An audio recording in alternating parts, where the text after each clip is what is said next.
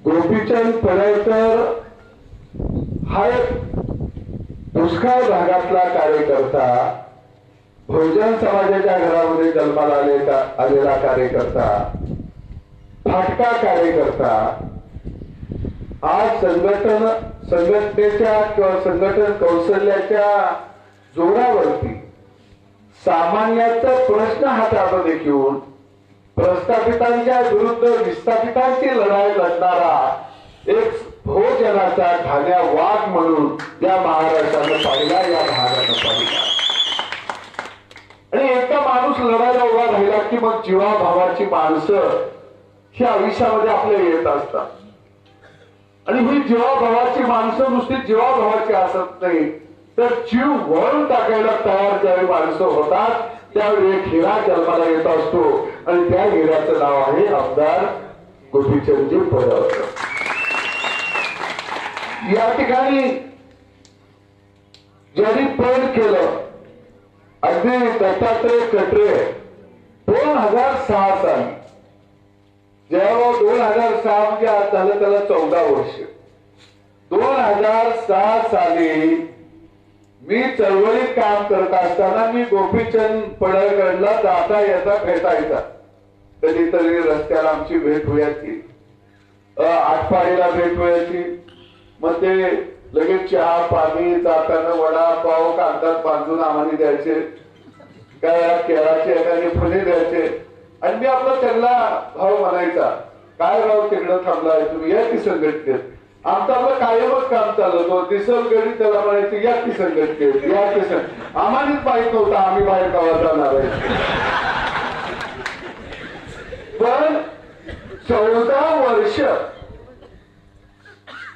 त्या माणसानं पण केलं काय. त्या माणसाला सपान पडला असेल की एक ना एक दिवस हा माझा माणूस, मी ज्याला जीवाभावाचा मानलाय, तो श्रीकृष्ण एक ना एक दिवस खऱ्या अर्थानं आमदार होणार आहे, ही भावना अंतर्मनाला त्याला जाणीव झाली असली पाहिजे. आणि त्यानं एवढं मोठं पण केलं. गोपीचंदजी ते खरं आहे, 2006 साली त्यानं पण केला असेल तर गावात त्याला किती जणांना पळ्यात काढला असेल. काय काय लोक म्हणले असतील याच्या डोसक्यावर परिणाम झाला, या ही येणं झालं, या काय असं कुठं आमदार होत असतं का. इथं अण्णा आहे, अण्णांनी लय निवडणुका लढवल्या, बरोबर आहे की नाही. अण्णा आमदारकीच्या एकच आमदारच आला नव्हता डायरेक्ट अपक्ष. पण योग्य घरी मरस्तवर निवडणुका लढवतोया. पण आमदार गोपीचंद पडळकर होणं वेगळं आणि अण्णा तुम्ही होणं वेगळं, सदाभाऊ खोत होणं वेगळं आणि जयकुमार भाऊ होणं वेगळं आणि देशमुख पाटील होणं वेगळं. आमच्या मागे काहीच नाही हो, कुठलंच शिरमुक्त आहे आमच्या मागे. म्हणजे आम्ही आमदार होणं एवढं सोपं नाही राव. मी आमदारकीचा अण्णा फॉर्म भरला, बाहेर आलो, माझा मलाच मी चिमुटे घ्यायला लागलो, मी काय का म्हणून. अरे एवढं सोपं आहे काय. कारण हिथं एवढी मोठं गडी आहेत आणि आमचा नंबर कुठला लागतो इथं. काय आमच्याकडे सूत किरण आहे का, साखर कारखाना आहे का, सुटसंघ आहे का, आमचा आमदार आहे का, खासदार आहे, नाव किड आहे. आता पडळकर म्हणलो काय, पडळकर कशाला त्याला आमदार करते. खोत म्हणलो कशाला मला आमदार करते. आमचा कोण पंचायत समितीला विचार करत नव्हता. अण्णा आमचा विचार कधी करायचे लोक, निवडणूक आली की आम्हाला बोलवायची, का तर भाषणाला गडी चांगला आहे.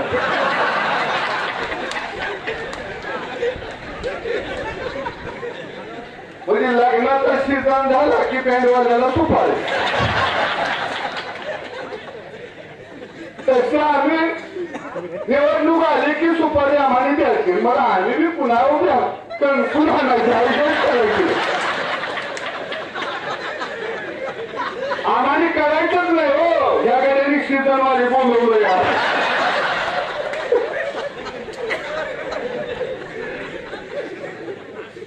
असं बिचार आलं आणि त्याला बी आमदार केलं, मला बी आमदार केलं. नाहीतर आम्हाला गुरं राखायला बी कुणी ठेवलं नसतं. आता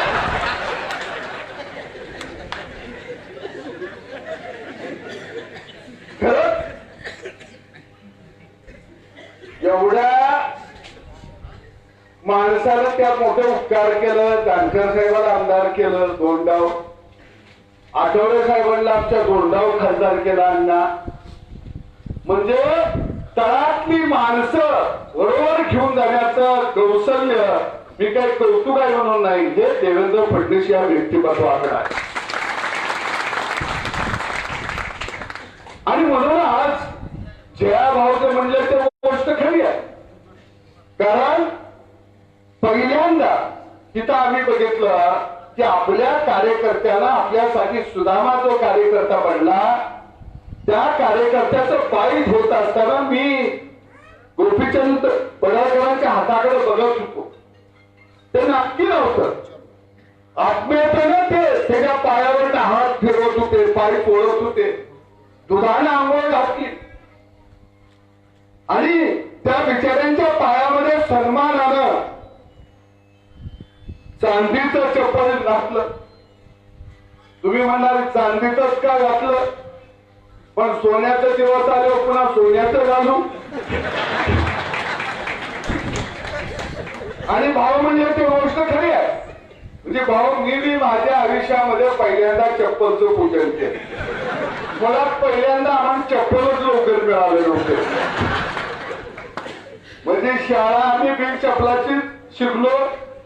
बाटा कंपनीचं शिल्पर, त्याला बी पुढची गोळी तुटली की तार बांधायचं.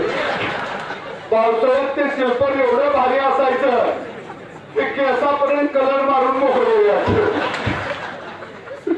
पण मी पूजन केलं आणि माझ्या लक्षात आलं म्हणजे दोन चपल आहेत.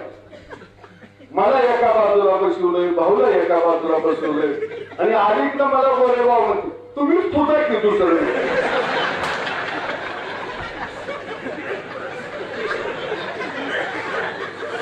तिने आता भाषण केलं, लक्षात आलं चप्पल तिने कवाच पुजलं नव्हतं.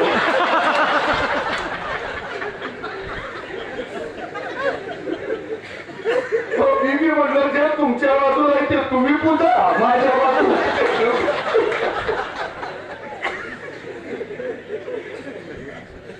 परंतु या ठिकाणी चप्पलाचं पूजन करत असताना आमच्या दोघांच्याही मनामध्ये एक वेगळा आनंद होता की खरंच आमदार गोपीचंद, आमदार हे पद का लागलं तर अशी सोन्यासारखी चांदीसारखी माणसं मिळाली म्हणून आमदार गोपीचंद पडळकर हे आमदार होऊ शकले, म्हणून होऊ शकले.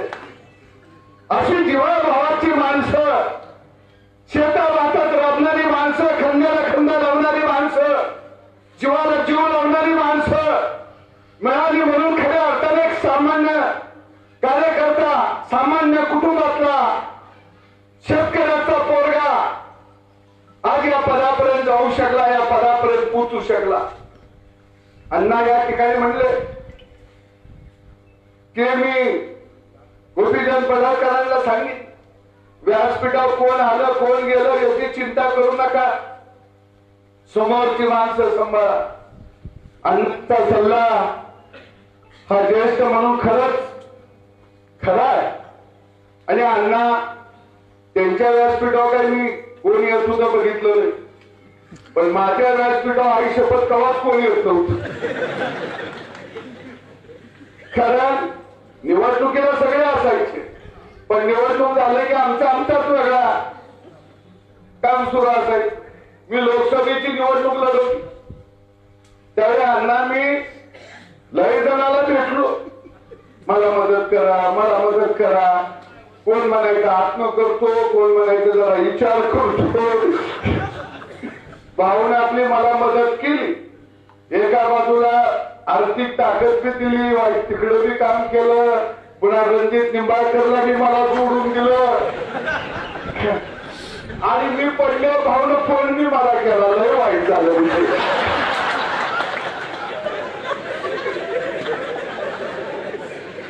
भाऊला म्हणलं चांगलं काय होतं आमचं गाव.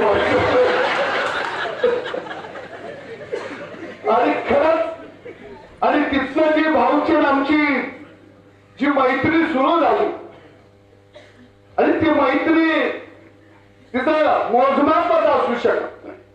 त्याच्यानंतर मग आमदार गोपीचंद पडळकर आले. मग आम्ही एकत्रित सामान्य माणसाचा प्रश्न हातामध्ये घेऊन कामाला सुरुवात केली. आता आम्ही दोघं एकत्रित आहे. जयाभाऊ तिकडे आहे, जयाभाऊ, मी, रणजित निंबाळकर, आम्ही एकत्रित आहे, सगळ्यांनाच माहित आहे. आता तुम्ही आमच्या बरोबर आला आमदार म्हणून. आता काही जणांच्या पोटात कळा सुटते, पण तिकडे लक्ष द्यायचं नाही. आणि राजकारणातलं बाळक पण खरं नसतं. त्या कळा किती बी सुटल्या तर तिकडे लक्ष द्यायचं नाही. लक्ष समोरच्या माणसाकडे द्यायचं, सामान्य जनतेकडे द्यायचं. त्यांचा प्रश्न काय हे आपण पाहायचं. आणि आज मी जाता जाता एवढंच म्हणेन की 3 माणसं त्यांनी दिलेलं प्रेम, त्यांच्या कुटुंबानं दिलेलं प्रेम हे कशालाही फेडता येणार.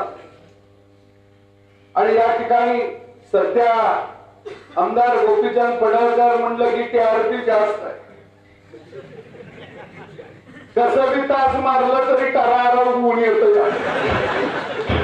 कुठल्या बी बाजूने पेरा, गवा बी पेरा, उगवतय उगवतय.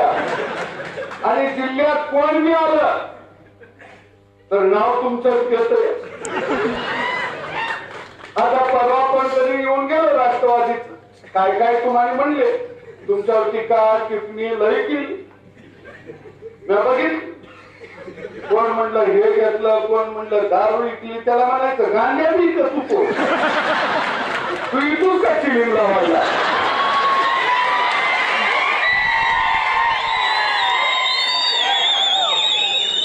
अरे सगळं आम्ही केलं, पण सामान्य माणसाचा किस्सा कापायचा धंदा आम्ही आयुष्यात.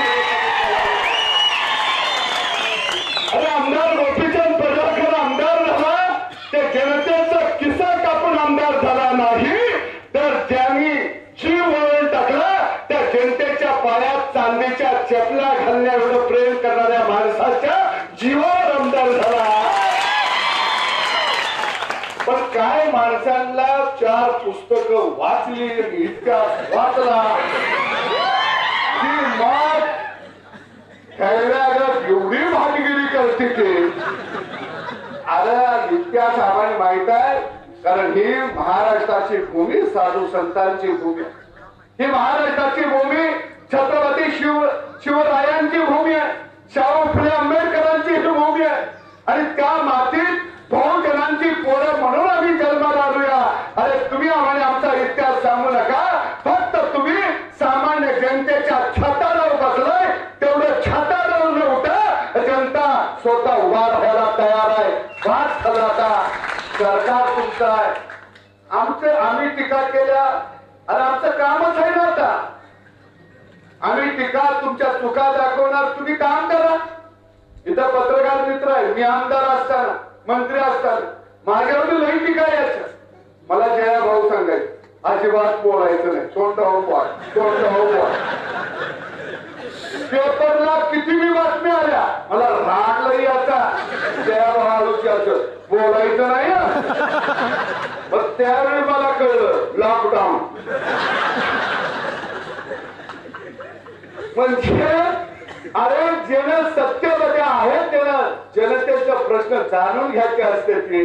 आणि समोरून जर टीका झाली तर ती खरंच आपली कुठं चूक होती का हे बघून ती चूक सुधारून परत चांगल्या पद्धतीने कामाला लागायचं असतं. हे काम सत्यात असणाऱ्यांचं असतं. परंतु अलीकडं मी बघतोय काय तिकडं थोडं तरी आमदार गोपीचंद पडळकरनं काय केलं की त्याच्यावर अशी दंगा करते ती. आज पुतळ्याचं उद्घाटन पुण्यश्लोक अहिल्याबाई होळकरच्या पुतळ्याचं उद्घाटन करून आलं करून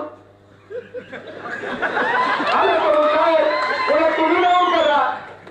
यांना उद्घाटनचा तुम्हाला कटाळा आला असेल असं याला वाटलं. पण अरे आम्ही ती आमची दैवत आहे. आम्ही गेलो तिथं काय पाटलाच्या माळावर बोंबलायला काय तुमची परवानगी काढायला जात आहे का? अरे आम्ही आहे ना समाज. आणि म्हणून खऱ्या अर्थानं एक लढणार वैभवशाली नेतृत्व गोपीचंद पडळकरांच्या रूपाने तुम्ही जपलं. आणि कार्यकर्त्याची जाण ठेवणारा नेता कसा असावा हे जर बघायचं झालं तर गोपीचंद पडळकर यांच्याकडे बघावं लागेल. आणि खऱ्या अर्थानं ज्या कार्यकर्त्यांचा सत्कार झाला, त्यांच्या पायात चप्पल घातलं, त्यांच्याही डोळ्यामध्ये आनंद अश्रू आलेले मी त्या ठिकाणी बघितले. खरंच त्यांनाही वाटलं असेल की परमेश्वराला कुठंतरी अंतर्मनाची हाक त्या भगवंतानं ऐकली आणि मला सुधाम्या होता आलं आणि श्रीकृष्ण म्हणून आमदारकीचं छत्र ते गोपीचंद पडळकरांच्या पोटात आलं. ते बघायचं भाग्य लाभलं आणि आनंद त्यांना झाला असेल. निश्चितच मी या सगळ्यांना मनापासून धन्यवाद देतो आणि इथे सांगतो जय हिंद.